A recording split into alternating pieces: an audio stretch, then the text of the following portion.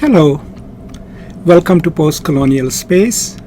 I'm Masood Raja, and on this channel I offer educational materials on post-colonial theory, literary studies, and sometimes on critical pedagogy. I also occasionally upload videos on political and social issues as mediated through a progressive point of view. Please watch this video till the end, and if you like the content and if you like the way I handled the subject, then please do consider subscribing to the channel so that you get timely notifications of anything new that is uploaded to the channel. Thank you so much. Hello, welcome. In this brief conversation, I would like to talk about the reasons I choose certain specific literary texts to teach in my different classes. And of course, it applies to you if you're a teacher, if you're a professor, if you're a graduate teaching assistant, but by and large, it will only apply if you have the choice to actually choose the text and if they are not already pre-assigned for your classes. And if they are pre-assigned for your classes, then of course I will eventually record a video which can discuss as to how to approach them. But going into why I choose texts and how do I choose them, I think it is intimately connected to my teaching philosophy, and for everyone else probably also. So for me, my basic philosophy is, and I've often said it in my classes, that a literary text for me is not a point of arrival, but rather a point of departure. So what do I mean by that? What I mean is that I do not pick a text simply because I want my students to find absolute wisdom in the text. Most of the times the texts for me are instrumental. They are mobilized for certain things.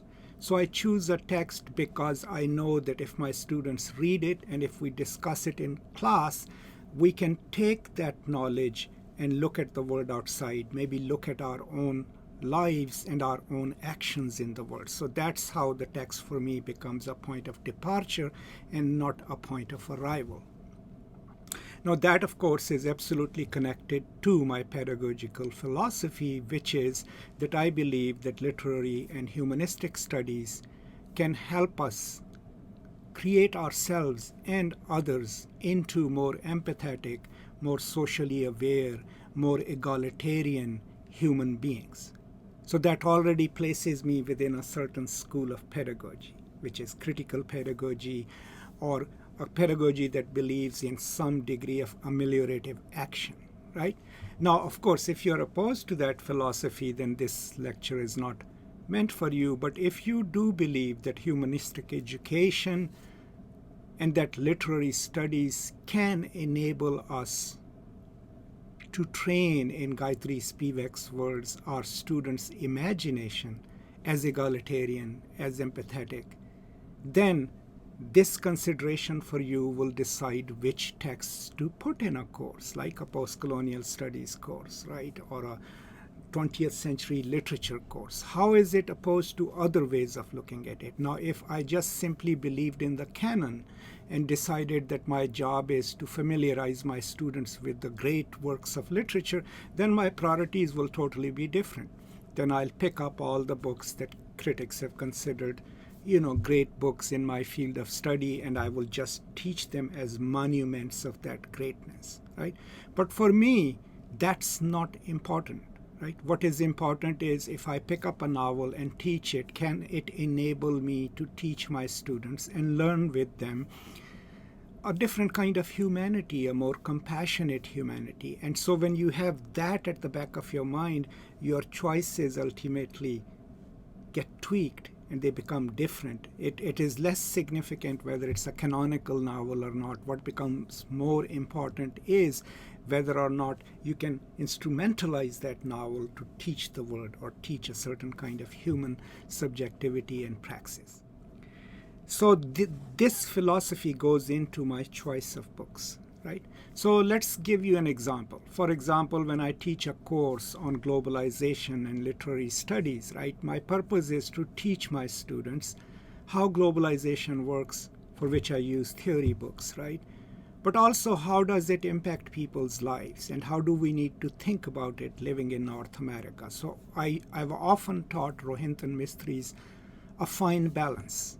Now, the reason I teach that novel is that the fine balance in that novel is a great analogy for the way people on the borderlands of this world in the global periphery have to absolutely follow a fine balance to sustain their lives, because their lives are deeply precarious, right? I also teach Ngugi Thiong'o's Devil on the Cross because it gives me a great narrative to tell the story of the rapacious aspects of international capital and how does it work with the comprador cultures in post-colonial nation states, and how do people respond to it, right? So these are some of the things that then decide for me which novel to put in a classroom and how to mobilize it. So the novel itself becomes crucial because of what we as teachers and students can extrapolate from that. Now, of course, there are critics of this approach as well. I mean, Stanley Fish famously said, "Save the world in your own time."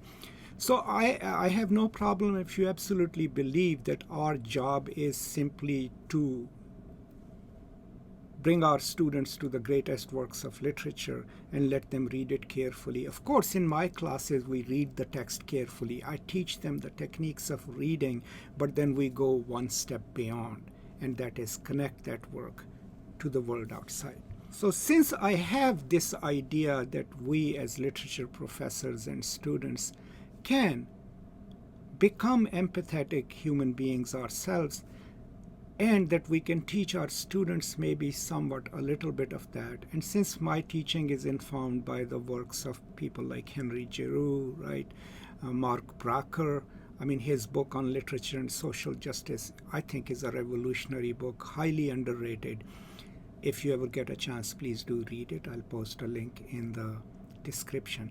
But since my philosophy is deeply connected to a praxis of care, right, so that factors into the choice of books that I include in my classes. I hope I made that clear. Now, there is another example that I would like to cite actually from this semester.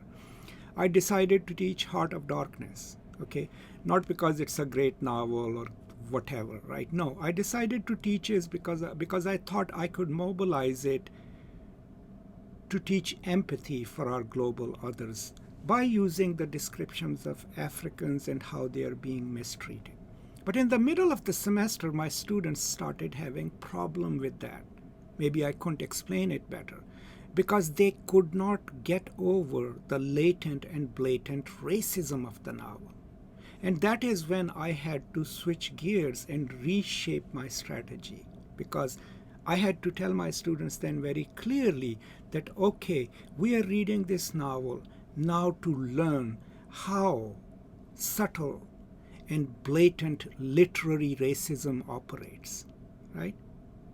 And this is a great example of that.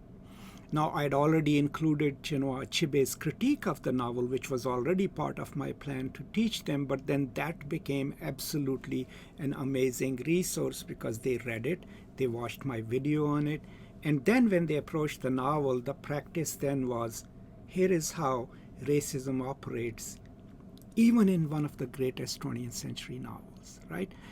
So even though I had chosen it for a different reason, my reason still wasn't that this is a great 20th century novel. My reason was that this novel represents Africans, yeah, in a racial way, but if we read it carefully, we can learn to be empathetic with people who are being, victimized, who are being tortured, right, and overworked. But when I realized that that wasn't getting through, I still moved my strategy not by moving into the text alone, but by making the text do something else, teach us institutional and literary racism. So to sum up, right? This is just for you to keep in mind whenever you have the choice of deciding books for your course. Like obviously, the course title and the course aim or whatever it is for will also factor into your decision making. You can't just put any book in any course. But if you acknowledge for a moment that the purpose of reading a novel is not just to read technical details in it or how characters work and how everything, but that it can also impact the way we think the world, the way we act in it, then the novel itself or a short story itself will become an instrument. You will instrumentalize it. You will still teach it carefully, but you will mobilize it towards a greater end, right?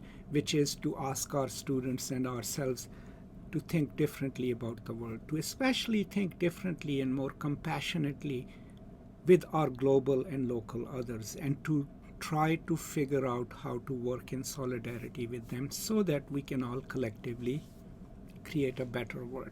So these are some of my thoughts about how and why I choose the text that I use.